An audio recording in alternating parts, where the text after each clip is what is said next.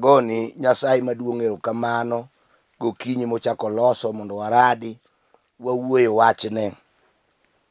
Kawuono adwani mondo asomie muma mar Mariko 6:45 nyaka 51. Muma wacho kama: Gikanyono Yesu nowacho ni jopuonjrene mondo odonj e yie, otel nyime Bethsaida, loka nam komachielo. To en to ne pod ogonyo ji mondo odog e miechgi. Kane osegoyonegi oriti, nodhi e got kamoro mondo olem. To kane piny oseimore, yie koro ne nie dier nam. Yesu to nodong' kende e dho nam oko. Ne oneno ka jopuonjrene chandore gi kiewo yie, nikech yamo no ogeng'onigi. Kuom mano nodhi irgi kar kogwen kowuotho e wi pi. Ne oyudo odwaro kadhogi, to kane ginene kowuotho e wi pi kamano, ne giparo ni en jachien. Omiyo ne giywak, nimar giduto ne ginene, mi gibuok ahinya. To gikanyono Yesu nowuoyo kodgi kawacho niya, beduru gi chir, kik ubed maluor, en mana an. Eka nodonjo irgi e yie, mi yamo okwe. Ne gidhier nono, nimar tiend wach makate kande ne pok odonjonigi. Parogi ne odinore ma ok ginyal ng'eyo tiend wachno. Apako Nyasaye maduong' mar yuoro gokinyi sani mosechako loso thuolo mondo wawuo kodi e wach manotimore kinde mag Yesu. To pod wachno nyalo tiyo sani, nikech muma wacho ni Yesu nyoro, kawuono nyaka chieng'. Adwana wachni ni chieng' moro Yesu ne nie loka machielo mar nam mar Galili komachielo. To bath nam komachielo ni iluongo ni Bethsaida. Bethsaida kod dho jo-Yahudi tiende ni dala geno. Beth ok dala geno, od geno. Beth en ot, to Saida to en geno. Koro koriwe to en Bethsaida, matiende ni od geno. Apako Nyasaye maduong'. Kamoting'o dala Bethlehem, mano bende dala. Tiende ni kiseneno Beth kata iseneno kamondik ni Beth, mano tiende ni dala kata ot. Apako mishinga mar geno. Adwa na wuo kodi mondo wawinjre ka wadhi. Jalni Yesu ja-Nazareth ne nigi jopuonjre ne loka machielo. Noyudo ka en ji mang'eny manoluwo bang'e. Aparo ni sewinjo kiwacho ni nitie kama Yesu nomiyo joma ng'eny madhi 3,000, 4,000, 5,000 chiemo moyieng'. Yesu ka nosemiyo jogi chiemo moyieng', to nong'isogi ni koro kauru yie udhi loka machielo, otel mbelena. Adiera jogi nokawo yie, to we ka Yesu pod odong' gi jomoko ka, wuoyogo e weche mag gonyogi ka gidok. Samoro nenona ni jogi ne nigi shida ma ng'ato ka ng'ato ne dwa none Yesu kien. Koro jopuonjrene, nikech ne gisepogo chiemo ma koro giol, Yesu nokonigi ni dhiuru adhiya loka cha. Apako Nyasaye maduong' mar yuoro mar lweny. Ochopo karang'ich welo ma koro piny imore. Oneno mamirimiri king'iye gi chien to ok inyal fwenyo ng'ama biro. To Yesu odonje e lemo kaka nojatimo pile godhiambo. Nochako lemo e dho nam, to neno ka jopuonjrene ei lembeni Nyasaye kinyal pondo ne oneno ka jopuonjrene thagre die nam kod yie gidok koni to gidok koni. Apaka maduong' omako yie gitemo sudo to ok nyalre. To Yesu chung' ochako wuotho ewi yie ewi pi mondo odhi okony joma nie yie. Adwa nawinjre kodi mos ka wadhi. Sama nochopo to chalo ka ng'ama kalogi. To jopuonjrene nonene mokon to mae jachieni to ma dhano. Nikech Yesu mane waweyo to ne wawe dho nam. Mar ariyo, dhano ok nyal wuotho ewi pi ma jachien koso en dhano. To Yesu nokonigi en an we uluor bedu jochir. Ajabu nodonjo yie sano. Tapaka nochung' Gikanyo. Ba Petro ka Jona nokiewo yie modhi Bethsaida. Apako Yesu simba. Apako nyakwar Jese. Apako jal ma ike ng'eny. Apako jal ma duonde wuok ka ora. Apako nyakwar Obed. Apako simba ma dhod Juda. Ma kata paka gi yamo winjo duonde. Apako jal mane joote ogeno kuome. Apako bad Nyasaye ma korachwich. Apako injili. Apako teko mar jomoyie. Apako nyalo mar jomogeno. Petro ka Jona gi joote moko modong' 11 noyudo ka koro geno serumo e die nam. Giseneno tho e wang'gi. Ne gichako ringo gi yie odhiambo. Kogwen yie pok ochopo e loka machielo Bethsaida. Giluorore gapaka e die nam ka. Yamo mowuok kocha kawogi kaduokogi kocha. To yamo mowuok mbele gi be kawo kaduokogi chien. Giseneno tho e wang'gi, gineno maram. Gisechako neno gik ma giweyo chien. Gineno mondegi, gineno nyithindgi. Giwacho kaka gidhi tho mabor. Tapako Yesu ja Nazareth. Oneno gi gichien. To wacho ni kawuono rado. Onge jachien mabiro nego joote. Sama nochopo e die nam. Ajabu wuotho ewi pi. Gima kata ng'ama somo. Mosomo sayans. Ok nyal wuotho ewi pi. Apako Yesu thuon. Wuotho ewi pi chieng' no. Okona dwa nung'eya. An ye jal mano wuotho ewi pi kichweyo piny. Teko osemiya. Ewi nature loyo nature. Ok nature oloya, aloyo. Owuotho ewi pi kodhi. Joote koni aye. Ruoth kik ikalwa. Waseneno lweny motimo miewa ter. Madwa kawo ngimawa. Jochiende mag nam osemakowa mateka. Waseluore e die nam ka. Ruoth bi mondo ikonywa. Yesu nodonjo ewi yie. Apaka nochung' Gikanyo. Sama wuoyeni kata lweny goyi machal ka gima dhiri matek. Obed mar tuo. Yesu ja Nazareth.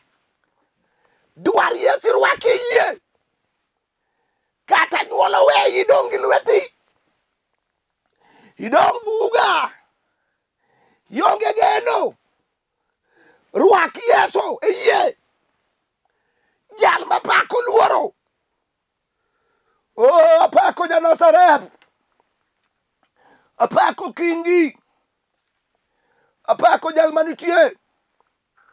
Dichuo samoro lweny goyi.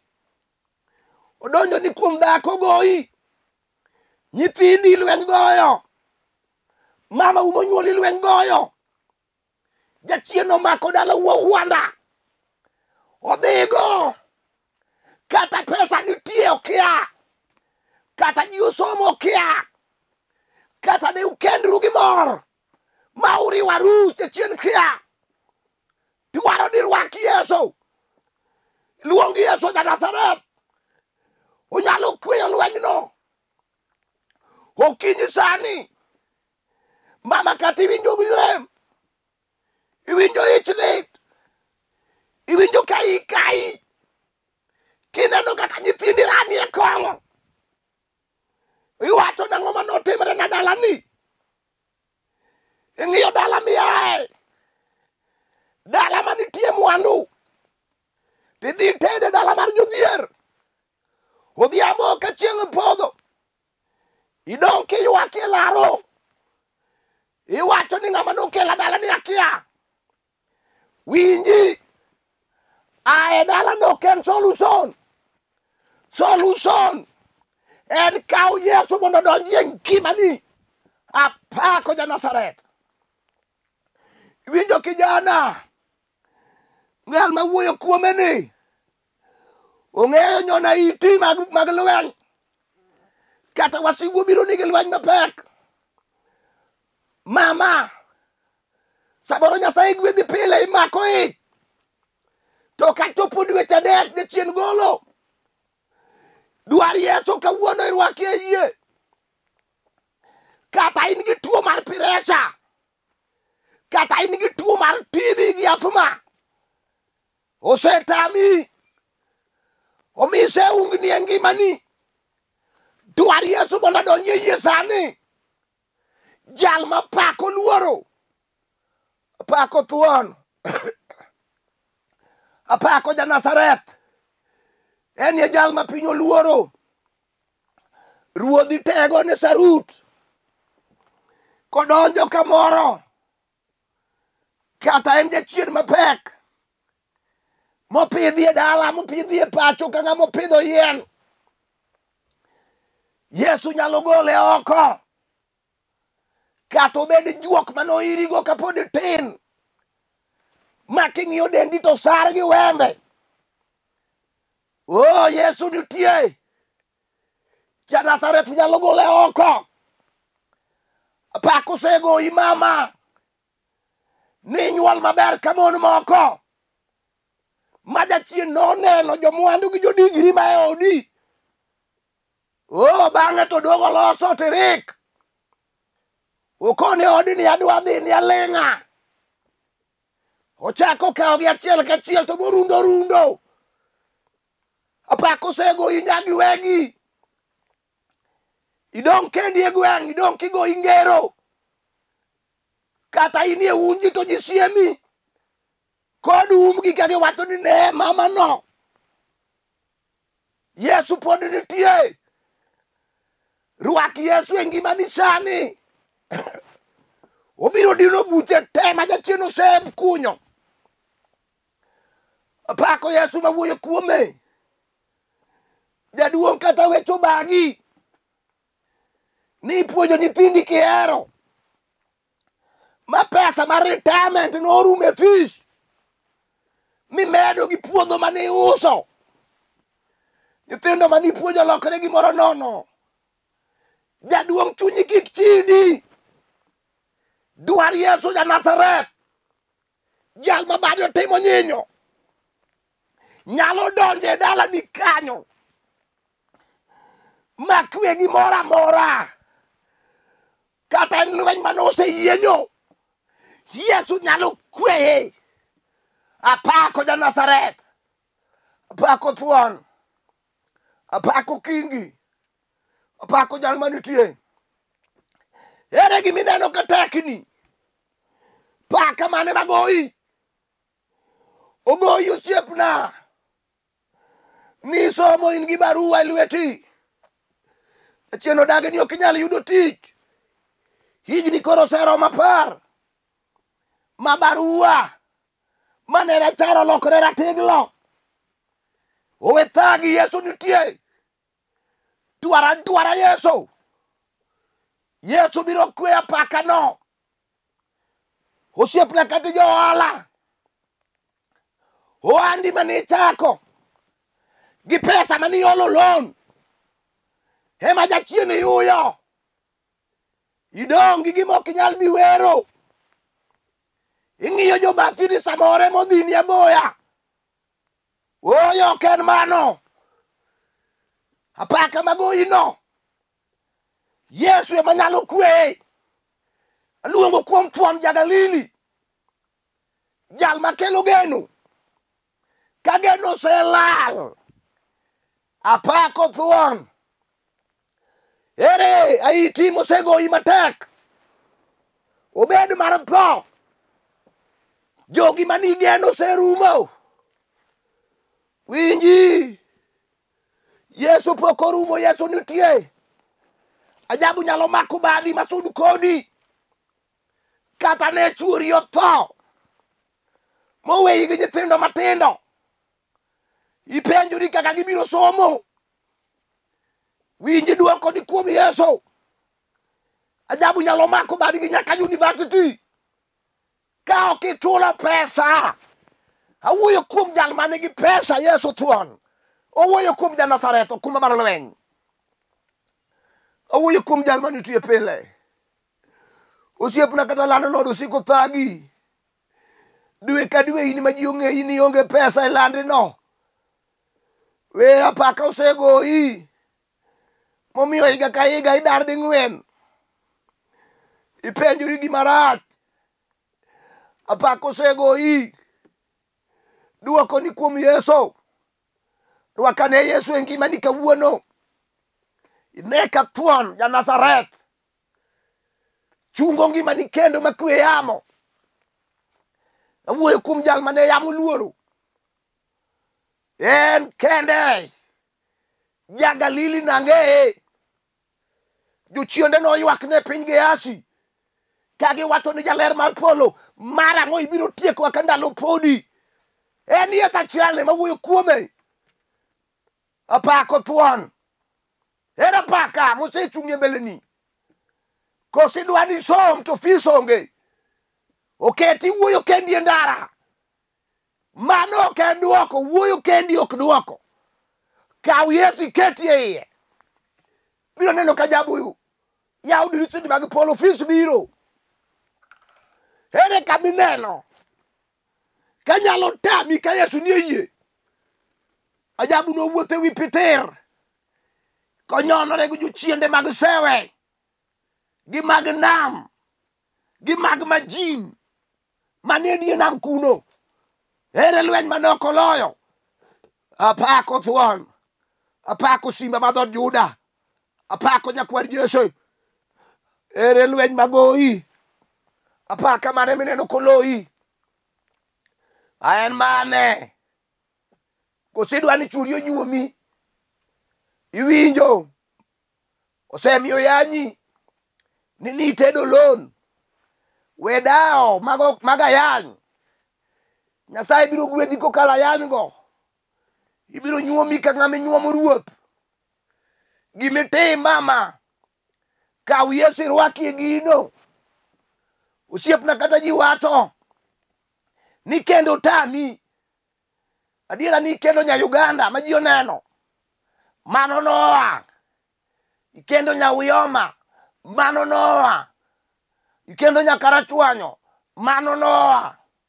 Ikendo ka Nyamkago. Mano noa. Tindi dong kendi itedori. Ma jogweng' oloso wer. Iwere mbele ni kidhi kamoro. Owe thagi osiepna. Awinjo ka polo osedudo. Ibiro kendo dhako, ibiro dago, ibiro neno kothi. Kaw mana Yesu. Irwaki yie idhigo. Kata gin jochiende mag wasumbni madalau. Yesu biro nyono gi ratiro. Apako ja-Nazareth. Kata nyari motamre dhi tedo. Ok otamore. Jochiende motamore. To Yesu nigi teko. Ewi jochiende duto te. Yie ai kaw Yesu irwaki e yi. Koni ruoth ka rwako biro timo hono. apako meja, apako brigedia mar lweny, apako kumba, makata bagi tong magajabaja, gi mag dinda ok chop kuom ng'ama war, ok chop kuom ng'ama nigi Yesu. Obed jabelo mamalo kata mapiny, obed mowuok kune, oweg mowuok Zambia, kata Tanzania, kata Bukoba, kata Mombasa, kata iome Lamu, awachoni, kata obed ma Kongo manigi thuno achiel, oluoro Yesu ja Nazareth, kata gibuogi ni gibiro negi, kaw Yesu irwaki e ngimani, obiro maka paka te, tuong'o dogo de thuon, obiro make, ang'e Yesu no. Obedi lweny magoyi mag dulme momako nyithindi, gineko gi ura, onge gima nyalogi, mak mana Yesu mayalo. Ajabu jal manonyono nam, kaw koidho yie, ene ma en ka, winji, dwani ng'e Yesu, dwani ng'e ni Yesu en ng'a. Yesu en teko mar jomoyie, en ye geno mar joma onge geno, kata ineno ni geno ni oserumo, kanye kama Yesu chako go mare.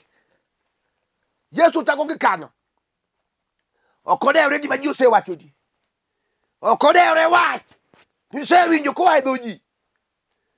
Yesu nyalo dino buche te ma jachien osekunyo. Ajabu nyalo miyi nying manyien, kata nyocha nyuol osemiyi nying moro, osiepe nyocha osechaki. Yesu nyalo miyi nying manyien, ajabu nyalo miyi nying manyien. Ichaki inyieri kendo, ichaki ibedi e dhano, mama kati wuotho duk to in gi Yesu. Ajabu biro loyo ni lweny mbele. Osiepna dichuo, ni chako maber, samoro ni tiyo Nairobi, e kambi malong'o man gi pesa, to ni retire ma pesa orumo, idong' e kor gweng' in migweyi kabisidi, we ywak, Yesu nitie. Ajabu biro ting'o dalani kendo nyadichiel, donja Yesu, ae dondruok donje Yesu. Ibiro neno gik motimo madongo e dalani kanyo. En e chiel ma kichielo go dala, to kata obed jajuog pitipiti ok donji, awachoni. Yesu ni iluonge ni kuon ngima, jal mochami ok bed modenyo, luonge ni pi ngima, en jal momodhe to obedo soko mabubni e iye nyaka chieng'. Ere gimineno kosetami, en kwano mane migoto ok donji, obagi tem ni pango idwa gedo, to pesa ema oke lweti midong' non. No, apako Yesu. Yesu nyalo timo ni ng'wono, migero ot ma ji ne, kata mana mar mareba no igero. Apako kingi mar lweny, apako ja Nazareth. Awuoyo nadi e wach matek momaki, maonge bura minyalo ng'ade. Otamo jobura mag ruga, otamo anyuola di ok nyal wuoye, mari ni oweni biro gi kodi e bur. Mano ke kaka Nyasaye nene. Okinyi sana dwa nalam kodi Nyasaye, wane ane kapaka magoyigo nyalo tamo Yesu. Yesu di kaka wuono, riari abadi kichibu TV notir, riari abadi awinjo ka much polo osegoya e nying Yesu Kristo ja Nazareth. Ineno mama morie bade TV, dichuo morie bade no, kijana morie bade kod nyako no, dhako morie bade no, Nyasaye dayo kod jaduong' morie bade. Apako osegoye moto moromo, osetemo gi riekone kod pesa onge. Jehova wuoth kawuono ewi chandruogego. Wuoth kawuono ewi chandruogego Nyasaye. Wuoth kawuono. Obed tuoche wuothie kawuono. Obed lwenje mag miere wuothe kawuono. Nyasaye timano. Ang'ede wuoth winja. Winja Nyasaye maduong'. Parna wudo bol. Ma wuda lego. Jatich Nyasaye. Makne yamo. Parna kolis ma wudo dero. Nyon yamo te. Mochi metir. Parna Nyasembo. Nyawera kani Nairobi. Dhako mathuon moyie ni tiyoni. Parna Eunice manyalego. Moteda lego. Parna Dominic mosiepna. Ja injili no. Mak lweny mochi metir. Parna Kevin ma wuod Ugenya. Kama entie Jehova. Parna Masi machiega. Nyasaye maduong'. Kama entie ruoth mar ruodhi. Iparna jolweny. Duto machalo wachni e piny ngima. Parna Nick ma wuod Seme kanie lolwe. Iparna kambi mar lolwe. Oh, Nyasaye maduong'. Iparwa Nyasaye, ipar Kenya te. Alami kaka jatichni. E nying Yesu Kristo ruodhwa. Amen. Duomo dog di simba. Awacho kama. Samoro idwaro ni mondo alamni e simo. Samoro idwaro ni mondo ibook kod appointment mondo iyuda. Walalre kodi alamni wach machandi no. Nikech kum Nyasaye duto nyalre. Mae namba mibiro tiyogo. 07 400 87 57 5. Anuoyo. 07 400 87 57 5. Nyinga gin Bishop Samuel Maroche. Ayale piny Nairobi ka. E kanisa miluongo ni The Finished Work at Calvary. Manitie kamiluongo no Olympic Kibira. Koro kibiro kao mitoka railways namba 8 nyaka Olympic kanyo. Gochna e namba no.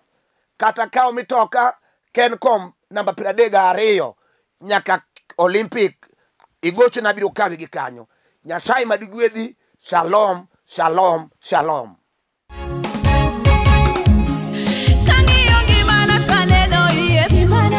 Kangi yongi mana itime mabeyo.